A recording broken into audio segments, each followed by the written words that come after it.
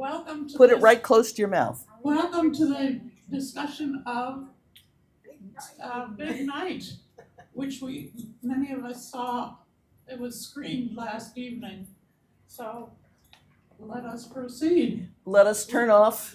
Yes, turn off your phones, please. We don't Turn want off any- or silence them. I don't want to, unless it's Stanley Tucci calling. Louis Prima, yes. If it's Louis Prima calling, that will be great. And, okay. Okay, and could people turn off the lights, please?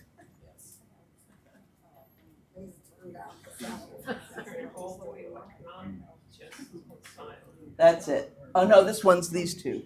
Turn those off. Yeah, it is. The center. No, these are still on. No, you've got lights on the screen. Yeah, I know, but it's over here, I think. No, they're all over there. Go back. The center. That's There we it. go. Okay, it's done. It's done. Sit down. Okay, and Joan, how about closing the doors? Nobody gets. Trapped inside with Stanley Tucci and Louis Prima. So, this we saw, I hope all of you have recently seen, Big Night, made in 1996 by Stanley Tucci, obviously an American film. Partly we're going to be talking about immigrant chefs and the seductions of America. I don't know, Cadillacs. Does success in America require compromise? Does it require dishonesty? Does it require corruption? Does anything. Well, I don't know. What is authentic cuisine? And also, we'll take a little side trip into a brief side trip into merchandising of film, because this film has been so heavily merchandised, you wouldn't believe it. Okay.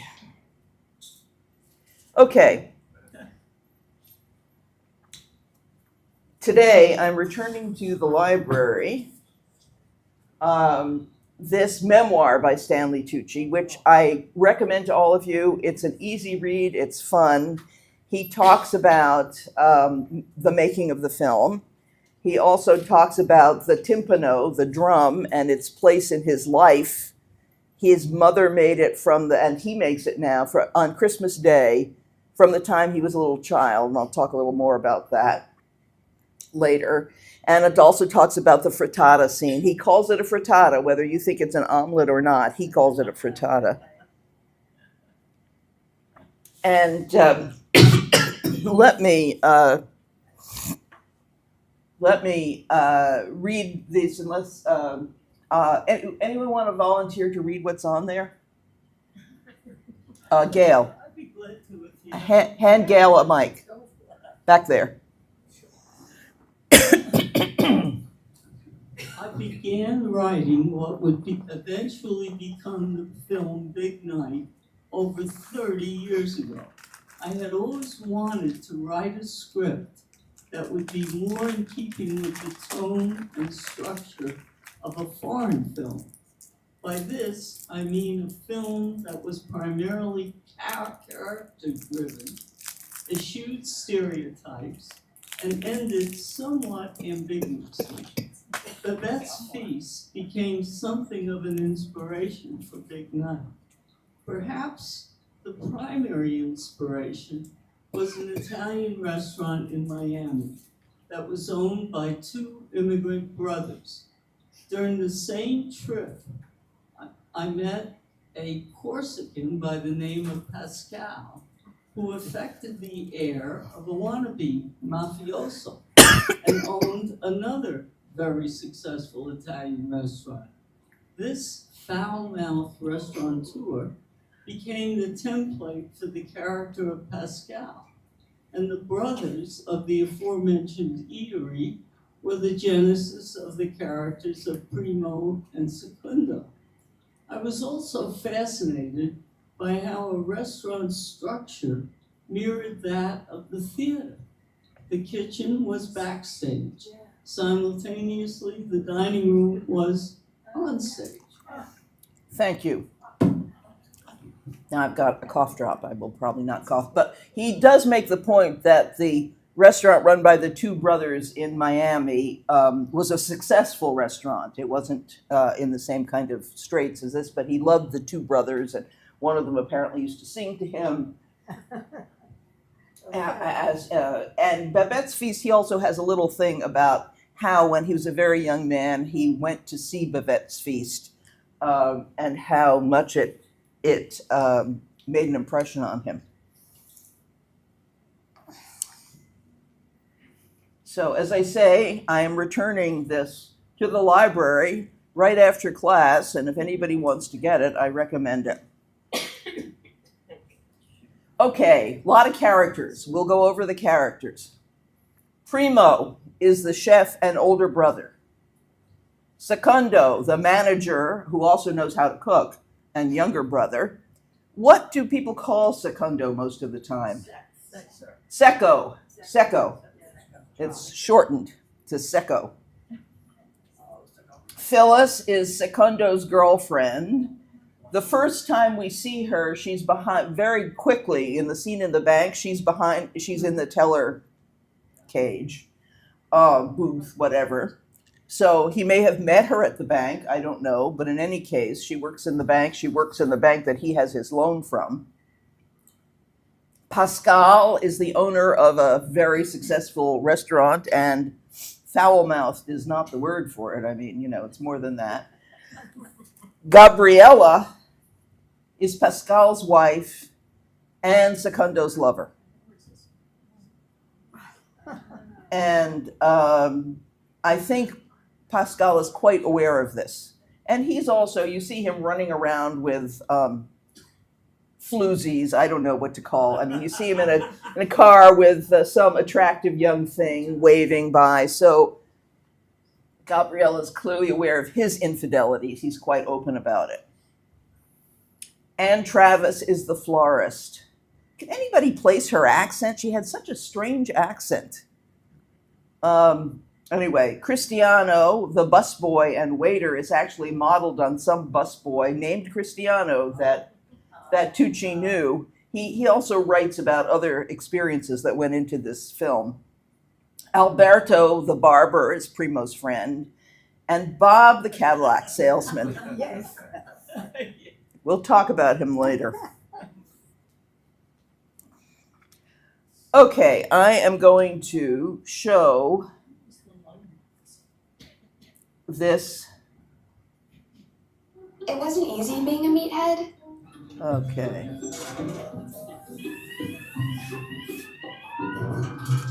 Get the cameras out of here. Come on, folks. Now it is. Meat for real meatheads. Yumbo. Let's eat.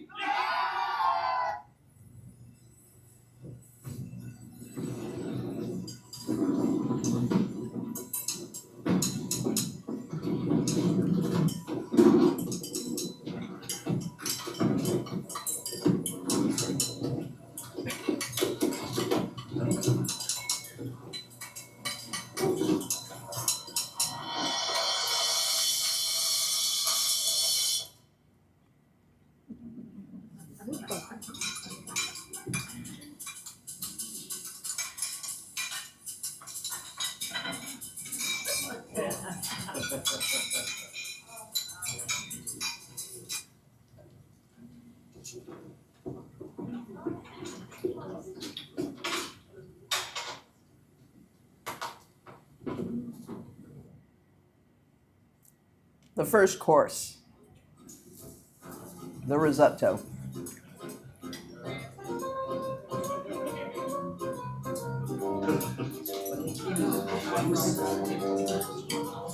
Notice those are the colors of the Italian flag. This is the main one that my brother has made especially for you. This is the pesto, this is regular risotto, this is the seafood risotto.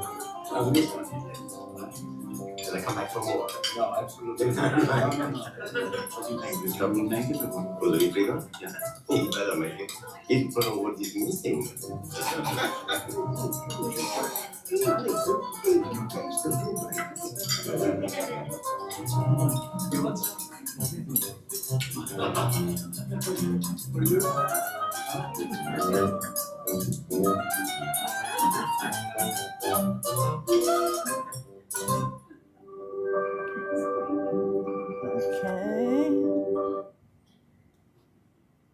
Okay, Louis Prima, even though he doesn't appear, he was a trumpeter. He grew up in New Orleans, and he was influenced by all the different musics of New Orleans.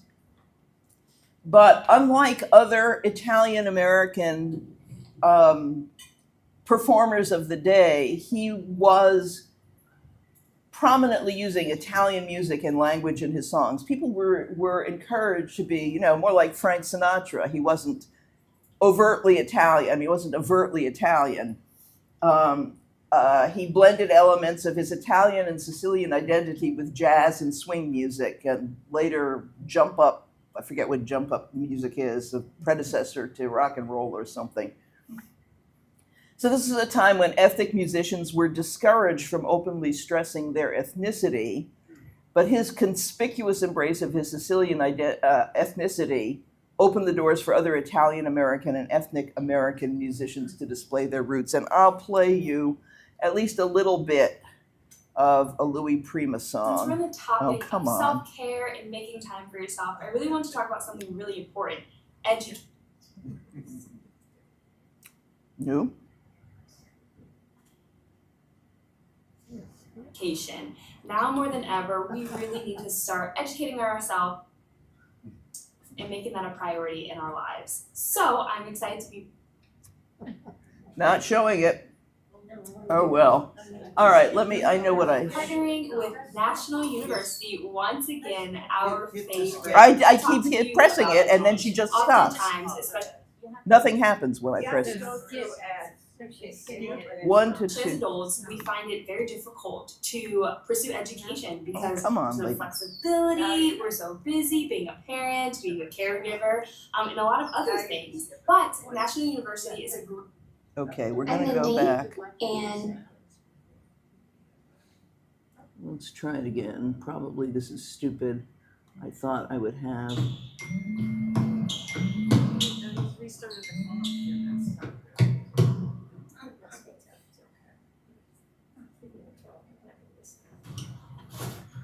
Well, folks, it was a very nice video and a nice song, partly in Italian, but it's just not working, so. The next generation of CCAS is here, and it's open. 53% of CX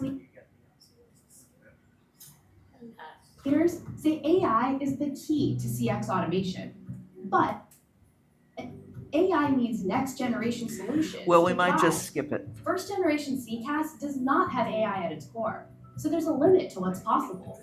For instance, companies need Oh, IVAs give me a to break. reduce volume. Well, but all right, 54% folks, forget lack it. effective self-service.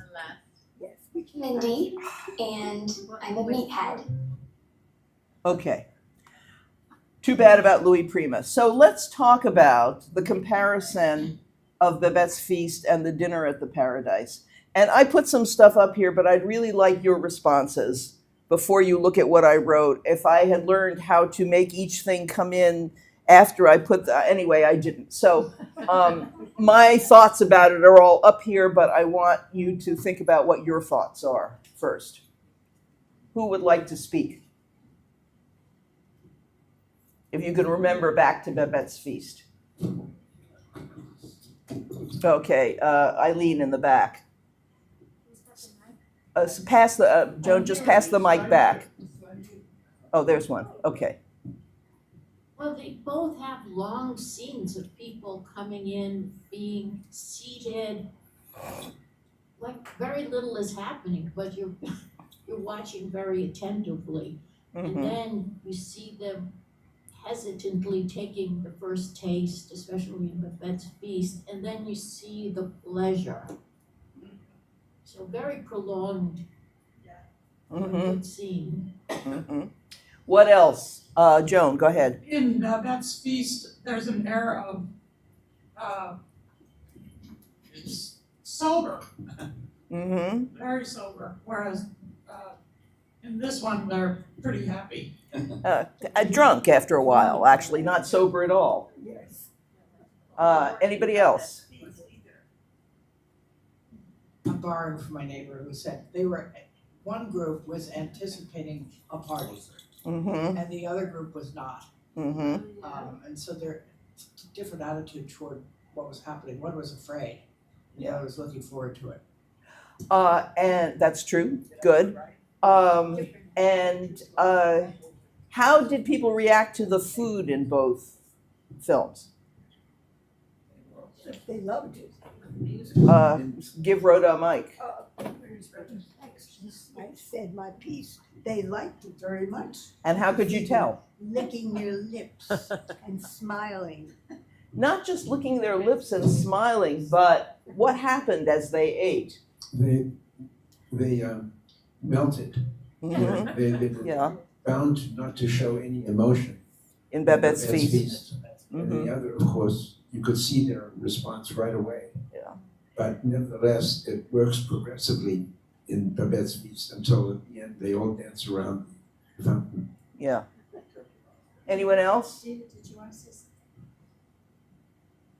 So one thing that Tucci says about this is that you can tell when people who are in food scenes in films are actually tasting the food and when they're just pretending to taste the food. He said, you know, it's so easy to tell somebody who's faking loving what they're eating, but here the food has to actually be good. And they have to actually feel the wonderful effects of it. So what I would say is, there's just a couple of thoughts I had. In Babette's Feast, the participants are transformed. They're raised to a higher and more profound level of consciousness. And that consciousness is the unity of sensuality and spirituality, how they both express love, which is what, again, the general says. She could make a meal into an expression of love, make people feel love. Now, the Dinner of the Paradise, Primo says to Anne in the kitchen, to eat good food is to be close to God. The knowledge of God is the bread of angels. So this is his credo, even though he kind of brushes it off when he talks to her. In Babette's Feast, the transformation is silent and decorous, and articulated by the general at the end in his speech. And Babette cooks the feast in an act of claiming her true artistic self. Now you could say that Primo is also doing that, claiming his true artistic self. He's really happy with the food and proud. Yet they're cooking and serving the feast in the vain hope of keeping their restaurant from being foreclosed. So he's both expressing his innate artistry, and Secundo is thinking about, I've got $62 left in the bank. And the other thing, of course, is, as was already pointed out, in Babette's Feast, people are quite quiet and sober and absorb things. And here the diners are increasingly drunk and raucous. Kathy, give Kathy a mic. I don't know if I'm going to get in trouble for saying this, but could some of the differences be cultural, ethnic and cultural? This is the Danish way to do it, but the Italians get a little more excited. Yeah, no, I think that is one thing. But yes, yeah. You know, I will just say, when I was in graduate school, I remember a talk that was given to us by, he was a folklorist and he was Jewish, also a raucous group of people at dinner. And he talked about how he married a Danish woman and how He had long, silent evenings with his Danish in-laws where everybody just sat and looked at the fire. He didn't know what to do. Anyway, yes, Martha. I was going to say that both of these meals are the last meal Yes. that can be afforded, but Yes, that's right. They are the last supper. And somebody says that.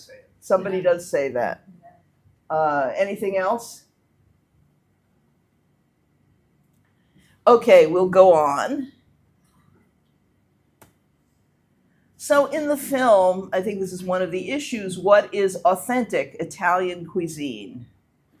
This is actually a still, the picture is provided by my PowerPoint program, but I thought it was pretty good, so I left it. All of a sudden, there it is, that picture on my, anyway. So what about Italian-American food and cuisine? Is there a place for that as a legitimate cuisine in this film? Or is it simply regarded as debased? You know, you see these, and in Pascal's restaurant, you see these platters with spaghetti heaped with like 8 meatballs. Right. So I'm just interested in the questions of it. So what makes something authentic? Does the setting of the film in the 1950s affect this issue? You know, nowadays they might have been able to pull this off without a wink, because people know fine cooking. The pressures of acculturation on immigrants and immigrant chefs and restaurant owners. Is Americanization of Italian cuisine necessarily a corruption of it? More basically, what does Americanization itself require? Because you can see that Secondo is becoming Americanized in many ways, and so is Pascal. Primo is resisting. But Americanization has changed him clearly in a number of ways. And of course, what do the needs of a business justify? Do they justify lying to somebody, as Pascal does? Anyway, some thoughts about all this stuff. Leslie. I think it's the first scene that I didn't watch it last night, but I watched this film many times. So it's the scene in the beginning. It's about expectations. It's yes. About in the 50s, the customer's expectations for what, quote, Italian food is. Right. And so the woman gets her risotto. She says, "Where's my pasta?" Yeah. And there's a whole push-pull there between, well, give the customer what she wants, and you know, like hell, I'm going to do that. They are Philistines. Yeah, so, right. Yeah, right. that's a real attention there. Right. Right. What else? Somebody.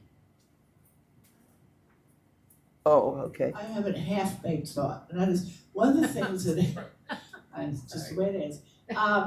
Primo would not tolerate anything half-baked. I'm gonna roast it. No, it occurs to me that, you know, when we first, all of us, ate in restaurants, the restaurants were singled by mostly ethnic group style, whatever it is, mostly ethnic group.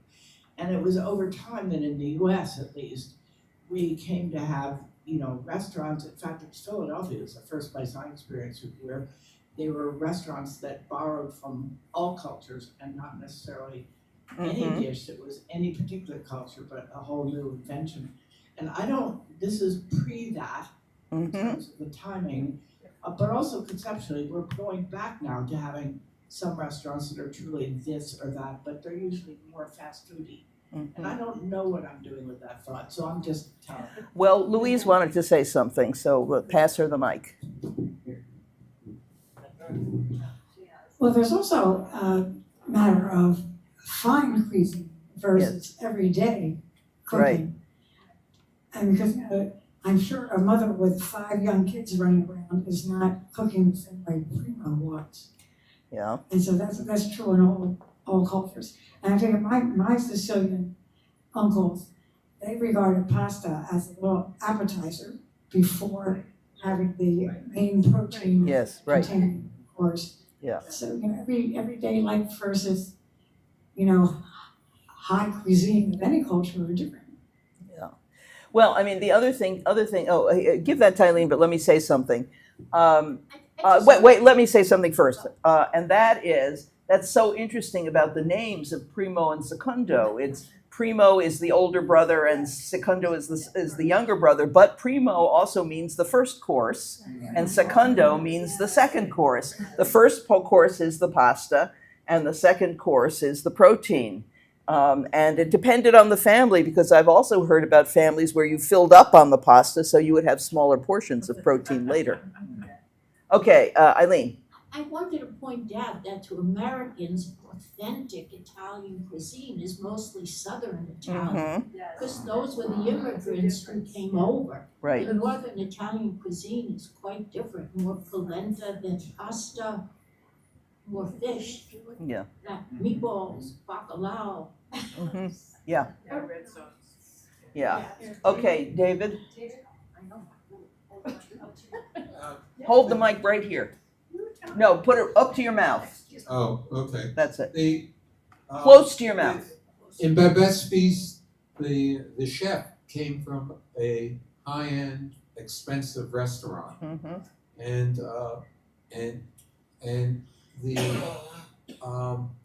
the food. Well, the in the 50s, people didn't go to expensive restaurants. Now we can afford. Maybe in New York. What? Okay. Only in New York. Or Chicago. But now we are richer. We can afford to go to expensive restaurants, and so that's in some sense why Primo and Secundo's restaurant didn't succeed, whereas today it would. That's right. Very good. Important point. That is, people weren't used to eating like that. People didn't have the money to spend on it. They wanted to spend, a relatively small amount of money, get all dressed up, have a good time, and eat their steak if that's what they like, or their 8 meatballs on a pile of spaghetti if that's what they like. And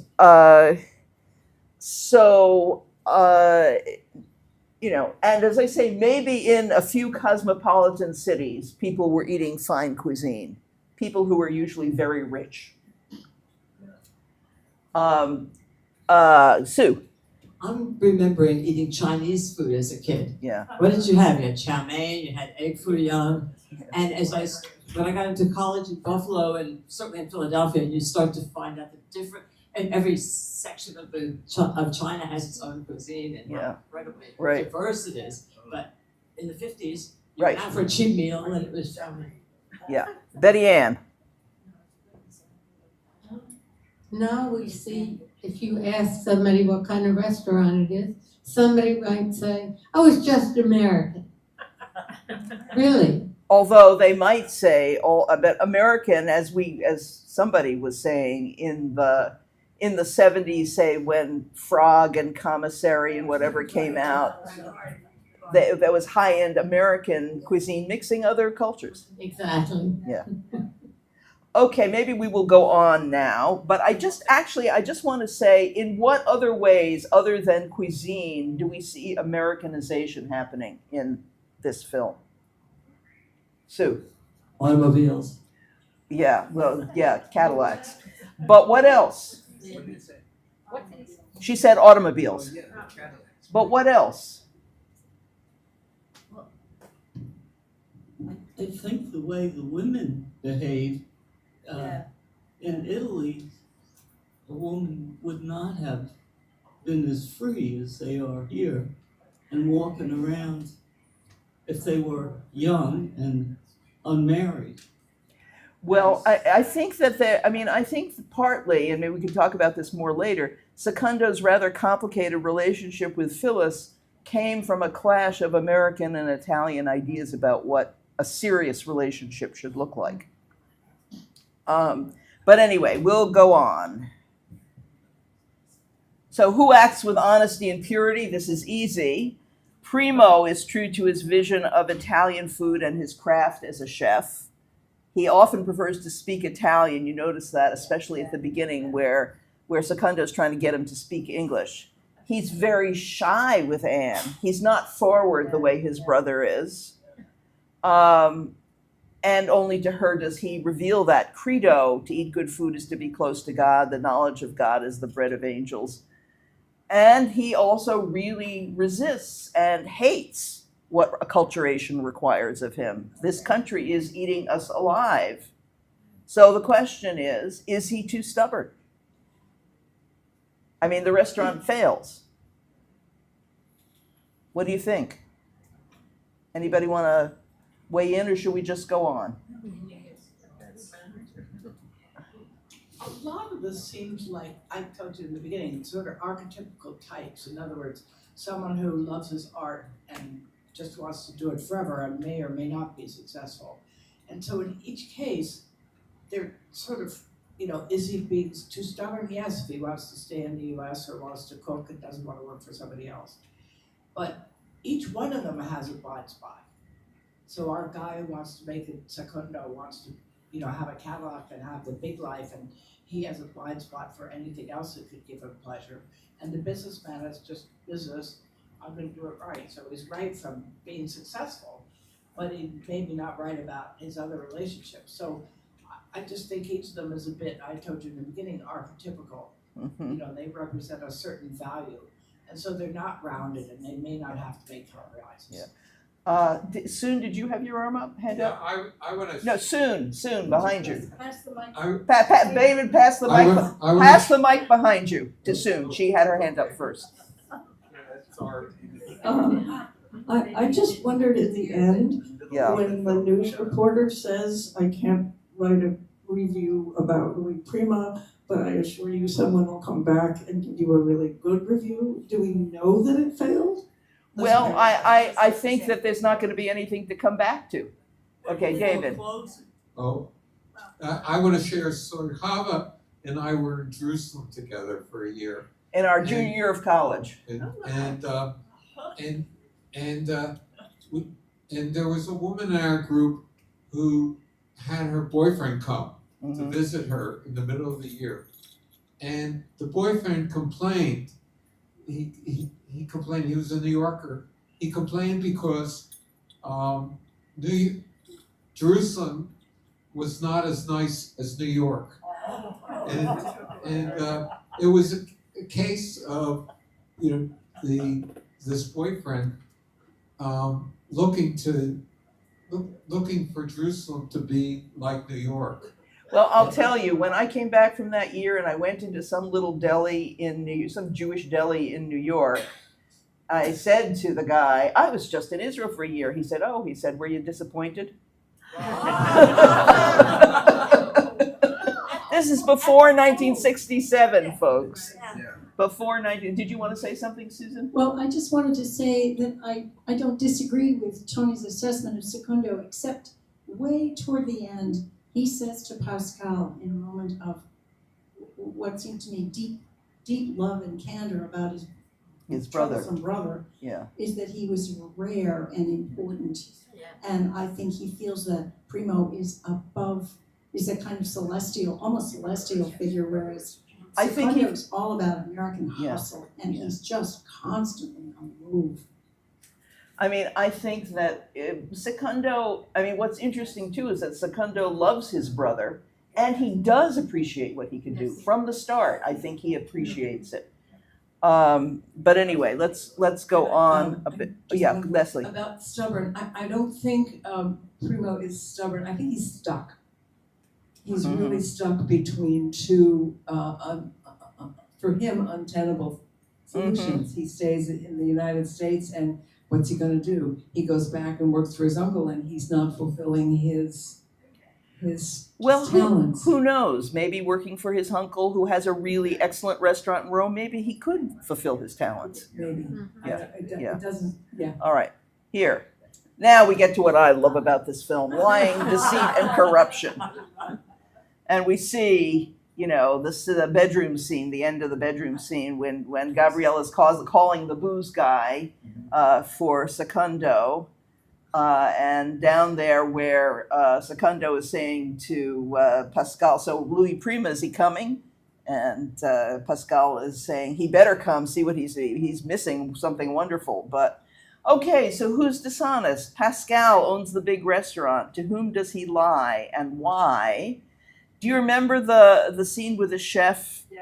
I have to say, it was his apron, but nonetheless, as soon as I saw it, because I had seen the film before, I immediately thought, liar, liar, pants on fire. And that was telling us, even though we didn't yet know that Pascal had lied about Louis Prima, but this was saying he's a liar. I thought it was a lovely little note in the film. Also, that wonderful way that conversation is shot with the light fixture going across Pascal's face most of the time. You know, how you can't see his eyes. And then finally at the end he smashes it down. But it's just a very interesting way to film it. And whom does Secundo deceive? And why? He deceives a few people. And is his deceit different from Pascal's lies?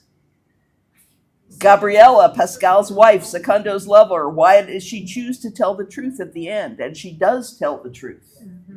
Which truth? The Cadillac salesman. Why is he even in the film? Okay. But I think people have already suggested why. And none of these people is evil, right? Not even Pascal. At least in my judgment. So all of them seem to have some redeeming quality. So let's talk about this lying, deceit, and corruption. What do you think about Pascal, about Secundo, about Gabriella, and the Cadillac salesman? Or any one of them? Nobody wants to say anything? This is too much. How much time do you have? All right. Yeah, Betty Ann. Where is Prima? Well, He's not on this list. No, he isn't, because he's not someone who engages in lying, deception, and corruption, at least according to my judgment. Maybe other people. Big difference. Yeah. I didn't even know about it. Well, I mean, go ahead, Eileen. I think these are just people struggling to survive and make things work. They're strangers in a strange land. Mm-hmm. And they're trying to do what they think is expected of them, of the people in this land. To really generalize. And they're trying, the American dream is the capitalist dream. Mm-hmm. And they say that in that conversation between Secundo and Pascal. You know, in Italy, you work hard and your whole life and there's nothing. In America, you can climb the ladder. And Pascal says, that's why we all come here. What you have to do to get to the first and second rungs. Yeah. Yeah. Okay. To me, there was a sadness through this whole film of the, as you're saying, the lie and the deceit, the corruption, and the American car salesman was the epitome of that lying and that, you know, trying to make this poor man want what he could not afford. And, you know, I was so afraid that he was somehow going to sell it all and sell his soul for this Cadillac. But to me, in the very end, that scene where there's such a mess and there's such a waste and there's such sadness and there's such unhappiness, it was like, it was very defeating, and it was that sadness that I kept feeling all through the film. That's it. Yeah, Neville. Give Neville a mic. I think that Pascal is deceiving his patrons because he knows that Pascal is a genius at cooking and that Secundo knows what That Primo is the genius. He's trying to get them to work for him, but there's a total contradiction. He would never serve food at that level at all. Right. So he treats his patients, his patrons, as, you know, victims. And that Pascal says it's rape. Yeah, Primo says it's rape. Primo, sorry. Primo keeps saying it's rape, yeah. So let's talk about the Cadillac salesman. what does he, I mean, to me, he represents America in all its worst aspects. First of all, he's always sucking a lollipop. Or a cigarette. Yeah. Second of all, he's got a broken wrist, and he won't say how he got it. He does talk about tension at home. You wonder if he's cuffed his wife. The other thing is, he says he hates his brother. That's the American thing. You can hate your brother over here. In Italy, you have to love your brother, you know. And Secondo says to him, "But he's your brother." You know, so I think he just shows, and all he wants to do is make a deal, and he takes Pascal out for a ride too. Pascal might buy a car. He just bought a boat, you know. And I guess, well, anyway, maybe we'll go on to the next one. What about the women, Phyllis and Gabriella? And I guess the first question that occurred to me is, how are they significant for our understanding of Primo, Secondo, and Pascal? And then the sort of feminist critical question, are they important in and of themselves as characters? How much insight do we get into them as individuals? Not much. And what happens to them by the end of the film?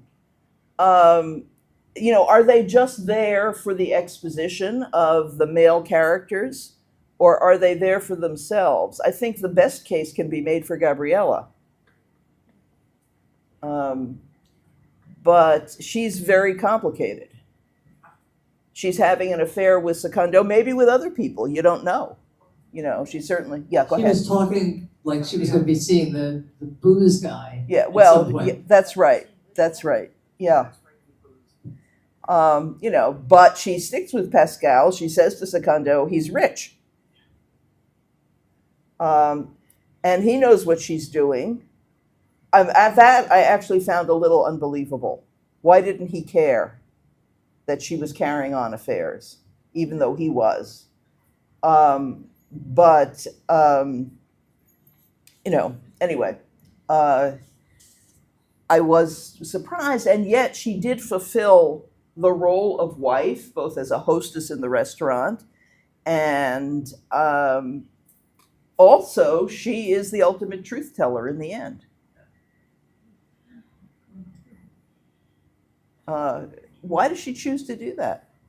Can you remind us what this truth was? She says, she's the one who says, Pascal, tell him, and he won't. And she says, there's nothing to wait for. Louis Prima's never going to come. All right. Yeah, and that's the story. She lets this out. She knows it from him. She's married to him. She still acts as his wife, and he presumably confides in her, and she pulls the rug out from under him there. But as we see in the later scene, he's not so disturbed by it. Tony.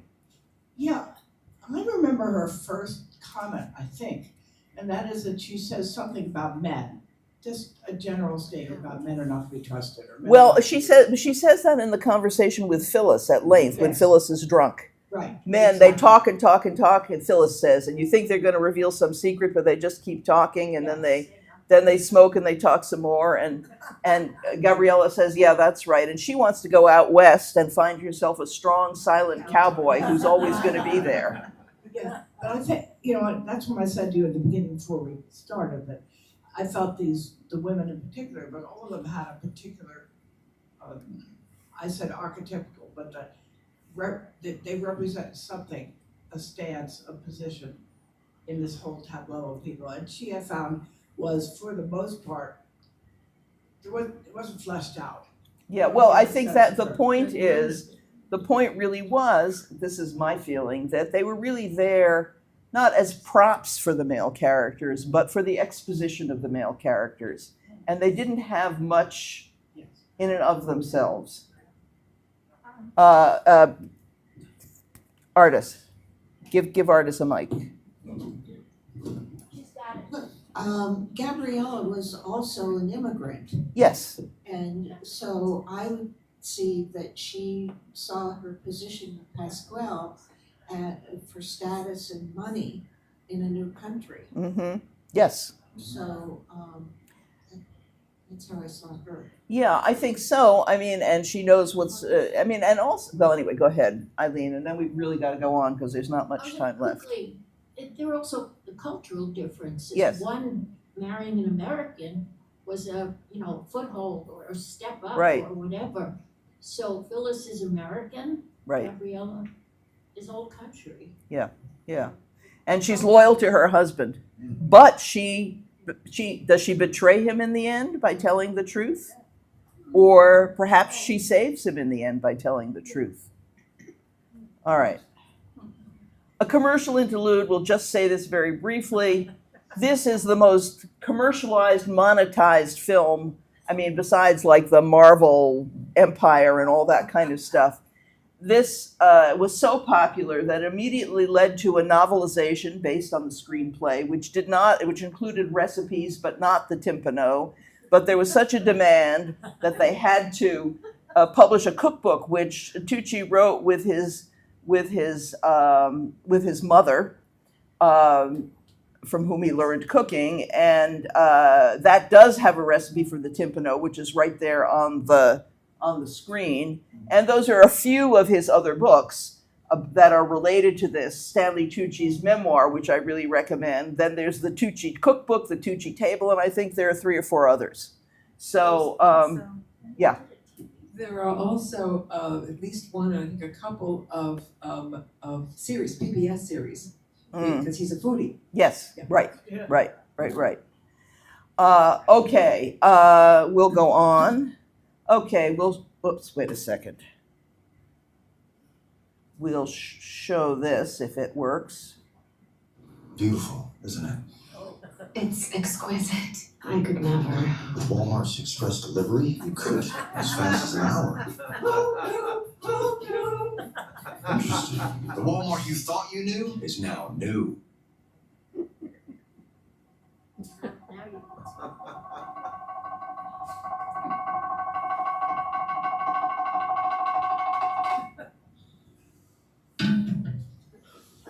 No, save this one for Louis, please.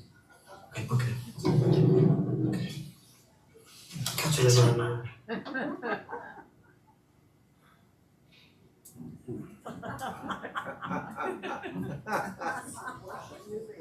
Notice he's going to kiss it. Maybe 2 hours still. No, we have to serve now. I mean, okay. Okay.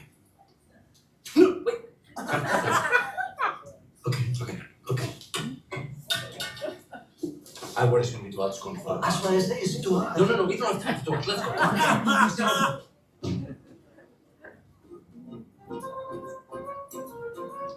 What is that? It's timpano. It's a secret recipe that they brought from their hometown. I've only heard about it.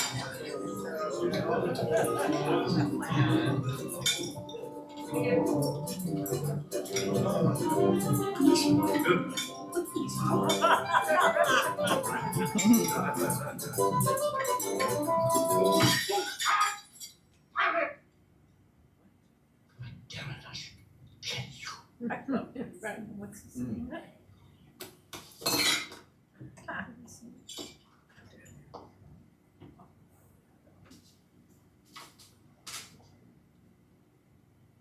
This is so fucking good, I should kill you.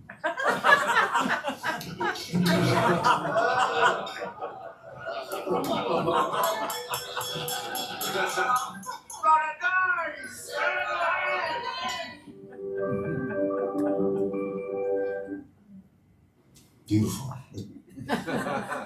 Okay, the climax of the feast and the later anticlimax. So, I mean, you can find the recipe for the timpano and lots of videos online which will tell you how to make it. Many of the final products don't look all that successful. I was just so struck by the contrast between Pascal's exclamation and the general's speech in Babette's feast. Each of them summed up what was going on. God damn it! I should kill you. This is so good, I should kill you. And the anticlimax is when Gabriella says at 3 a.m. he's never going to come. But they're all having the ring game. And has anybody ever heard of the ring game before? Nobody here? I mean, even Italian Americans? No? So I just say briefly, the timpano in Stanley Tucci's life, it was always served at dinner on Christmas Day in his family. From the time he was a little boy up till now when he cooks it himself. He's had 2 wives. His first wife died of cancer. They always hate it because they don't have this tradition. They they want to serve a roast or a goose or a shoulder of lamb or something like that, or a ham that needs to come out of the oven at a particular time. And the timpano comes out of the oven when it's ready. So you can't time the roast. And the roast comes out dry or it's not done yet.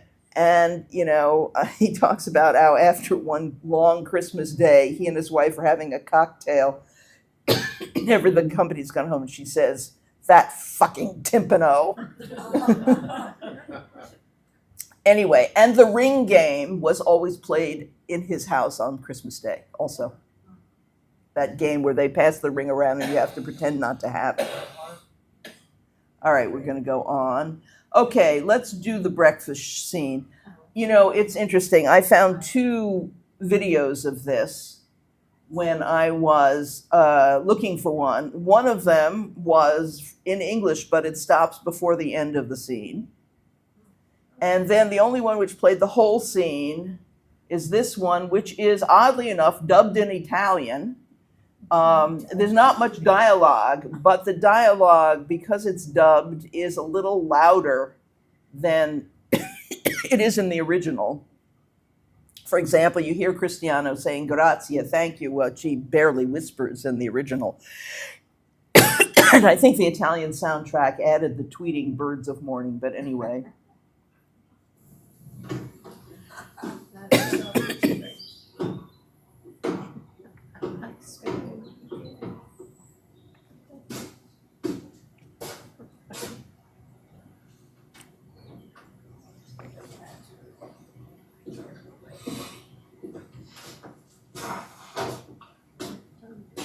Hai fame? Faccio io.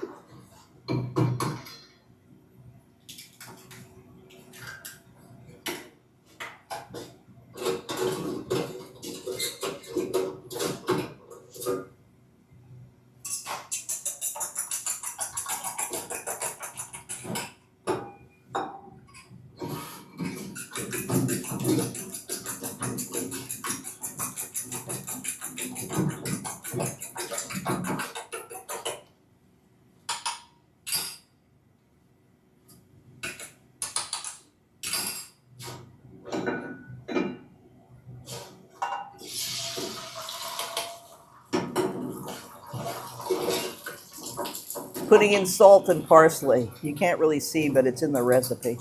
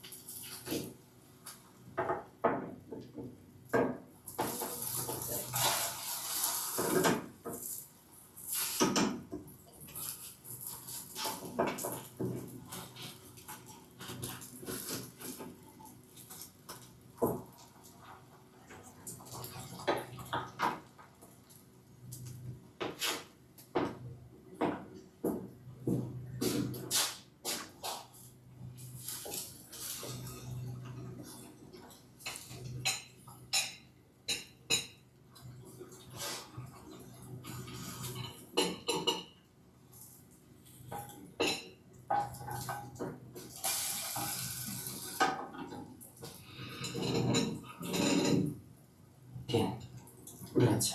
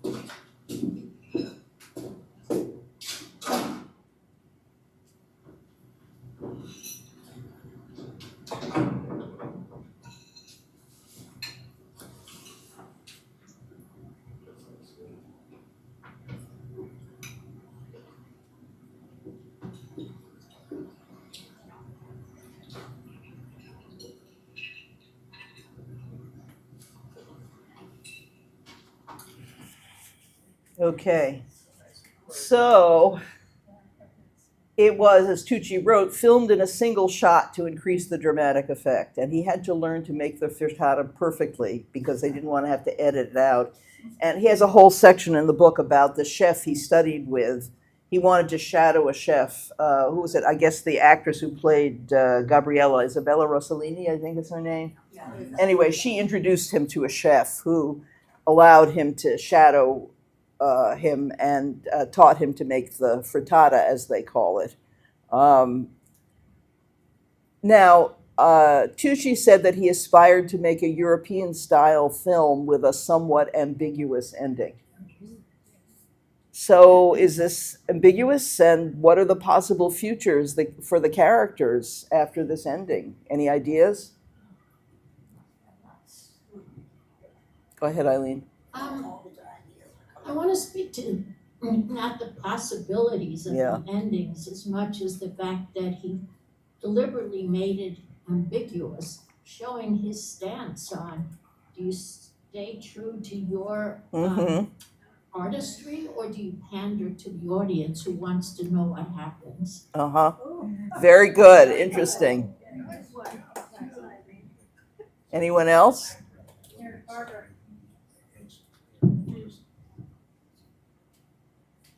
I see it as a conflict of loyalty. And at the end, I see them either going together, accepting each other's differences, or going separately and accepting their differences, or being together and going, what I said. But I see it as a conflict of loyalty to your culture or to the bigger picture. Mm-hmm. Anyone else? I don't see it as ambiguous somehow. I understand that the idea that it's ambiguous, but to me, it's a statement of we can all go our own ways and see what happens. That's sort of where where life is for me. Mm-hmm. Or possibly that whatever is going to happen isn't going to obliterate the love that these brothers have for each other. Right, right. Que sera, sera. Anyone else? Oh, yeah, Rhoda. Well, it seems Put it to up, me yeah. that after such a wonderful party, the people who were there are going to petition that the restaurants stay open, and they're going to continue and make a profit. Dream on. Well, I mean, maybe. I mean, one of the people who was there was the guy who's only paying them in paintings. And of course, Primo must love him because he comes for the food and he's also an artist. But anyway, anybody else? You have to go to me review. I think Primo really needs No. his brother because he just works in the kitchen, Yeah. really. Yeah. He's the artist, that's his studio and his palette, but he needs a promoter. But his promoter is asking of him things he can't do. So he could go work for his uncle. He'd still be able to be working in the kitchen. If his uncle respects him, he could still produce his signature dishes. Anyway, and that's one of the things that Secondo says while they're having the fight. Go to Italy, go work with the uncle. Have somebody else take care of you. All right, well, time's up, folks. So next week, there is another film, a lighthearted film, a cartoon, Ratatouille. And because I missed last week, so we will be having, even though the rest of Village College is over, next Wednesday night we'll see Ratatouille, and next Thursday we'll talk about it. Okay? Thank you. What did you want to say?